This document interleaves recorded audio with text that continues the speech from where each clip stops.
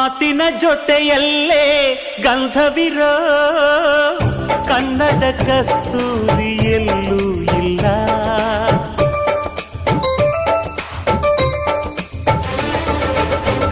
ಊರಿನ ಹೆಸರಲ್ಲೇ ಕರುಣೆ ಇರೋ ಕರುಣೆಯ ಕರುನಾಡು ಎಲ್ಲೂ ಇಲ್ಲ. ನೀರು ಕೇಳಿದರೆ ಪಾನಕ ನೀಡುತ್ತಾರೆ ಇಲ್ಲಿ, ಸತ್ಯ ಕೇಳುವುದೇ ಕಾಯಕ ಎನ್ನುತ್ತಾರೆ ಇಲ್ಲಿ.